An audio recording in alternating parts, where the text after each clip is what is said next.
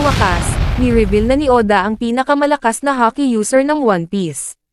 Pero bago tayo magsimula ay pindutin ang like, share and subscribe button para sa marami pang anime trivia tulad nito dito lang yan sa Animaniac TV.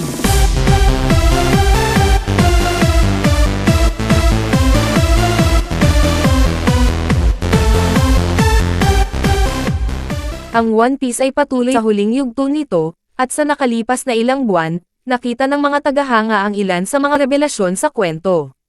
Siyempre, ang ilan sa mga ito ay ipinakita sa mga tagahanga sa kasalukuyang timeline, habang ang iba naman ay naipakita sa pamamagitan ng mga flashback. Sa One Piece Chapter 1122, ibinunyag ni Oda ang isa pang kamangha-manghang detalye na lubos na nagpagulat sa mga tagahanga.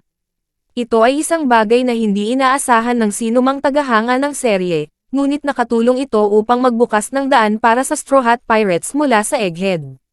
Sa mga malalaking revelasyon na ipinakita sa One Piece Chapter 1122, sa wakas ay ipinakita ang hockey ni Joy Boy, at talagang hindi ito dapat maliitin.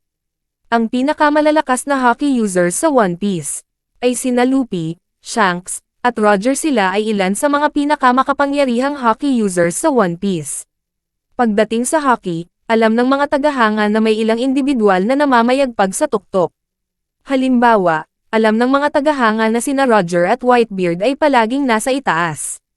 Si Roger ay palaging napakalakas, at ang kanyang lakas ay sapat upang maabot ang tuktok ng kanyang panahon. Naniniwala si Kaido na si Roger ang pinakamalakas sa lahat ng panahon, at ipinapakita nga ito ng kanyang lakas, lalo na't nagawa niyang tapatan si Whitebeard sa labanan ng walang Devil Fruit, at ang kanyang pamana ay mas malaki kaysa kay Whitebeard. Maging si Whitebeard ay direktang ikinukumpara kay Roger, na nagpapakita lamang na ang kanyang katayuan ay mas mataas pa. Naabot ni Roger ito sa pamamagitan lamang ng paggamit ng hockey, at pagdating sa hockey, siya ay mas dakila kaysa kay Whitebeard.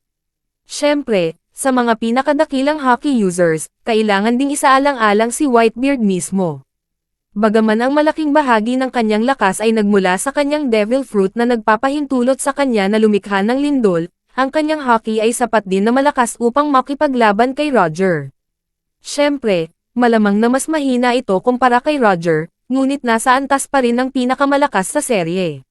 Sa mga pinakamalalakas na hockey users, palaging isasama si Shanks. Sa kasalukuyang panahon ng One Piece, si Shanks ay tiyak na namumukod tangi bilang isang napakalakas na individual na may napakalakas na hockey ability. Si Shanks ay isang puwersang dapat isaalang-alang, at kamakailan lang ay ipinakita sa mga tagahanga ang isang silip ng kanyang hockey nang makipaglaban siya kay Eustace Kid. Nakakagulat, ang kanyang hockey ay napakalakas na si Kid at Killer ay parehong natalo sa isang hampas lamang ng kanyang espada, na talagang kahanga-hanga, lalo na't hindi nagawa ni Big Mom o ni Kaido ang ganito. Malinaw na ang hockey niya ay mas nakahihigit, at sa puntong ito, maaari itong ituring na pinakamahusay sa One Piece. Gayunpaman, sa kabila ng mga dakilang tagumpay ng hockey ni na Roger at Shanks, tiyak na hindi sila ang pinakamalakas na hockey users sa buong One Piece. Ang pinakamalakas sa kanilang lahat ay walang iba kundi si Joy Boy, tulad ng kinumpirma sa One Piece Chapter 1122. Ang hockey ni Joy Boy na nakaimbak sa loob ni Emmet, ang Iron Giant. Nag-imbak si Joy Boy ng hockey sa isang buhol at ipinagkatiwala ito kay Emmet. Kaunti lamang ang nalalaman ng mga tagahanga tungkol kay Joy Boy, kaya't hindi nagawa ang tamang pagsusuri ng kanyang lakas. Gayunpaman, dahil siya ang dating user ng Nika Fruit, palaging alam ng mga tagahanga na siya ay magiging espesyal sa isang paraan o iba pa. Siyempre, nais din ni Joy Boy na maging hari, na kinumpirma sa mga tagahanga sa One Piece Chapter 1122.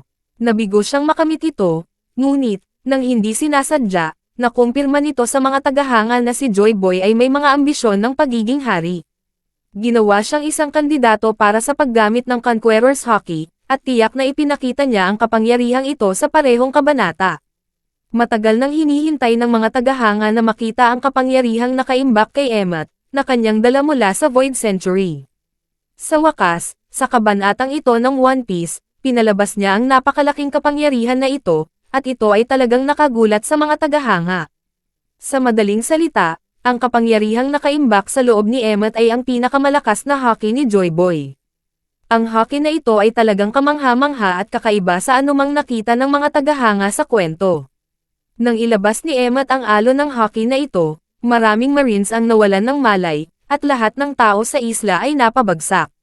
Sa katunayan, ang Haki na ito ay napakalakas na nagawa nitong hatiin ang kalangitan ng mag-isa, isang gawa na wala pang ibang Haki user ang nakapag-ulit sa One Piece. Bukod pa rito, ang Haki na ito ay sapat na malakas upang pilitin ang Five Elders na bumalik sa kanilang normal na anyo mula sa kanilang transformed states, na nangangahulugang ang kapangyarihan nito ay may kakayahang pawiin ang mga abilidad ng Devil Fruit. Malinaw na ang Haki ni Joy Boy ay nasa ibang antas kumpara sa sino mang iba pa sa One Piece. Ito'y nagkukumpirma na si Joy Boy ang pinakamalakas na Haki user sa lahat ng panahon, at kapag isinama ang katotohanang hawak niya ang kapangyarihan ng Nika Fruit, si Joy Boy ay nagiging pinakamalakas na individual sa buong One Piece.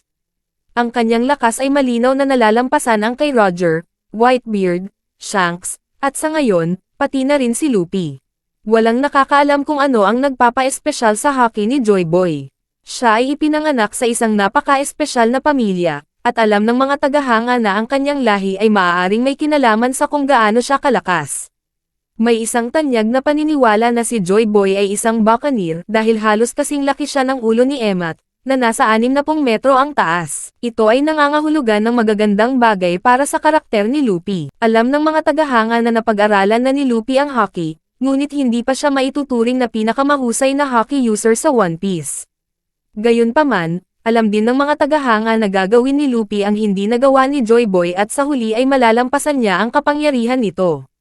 Ibig sabihin, ang Haki ni Luffy ay magiging kapantay ng kay Joy Boy, na nagpapahiwatig na malalampasan ni Luffy ang antas ng mga Yonko, na magbibigay sa kanya ng titulo bilang pinakamalakas na karakter sa buong One Piece. At sanay na gustuhan ninyo ang ating anime topic natin para sa araw na ito. Mag-subscribe lamang dito para sa marami pang One Piece trivia tulad nito.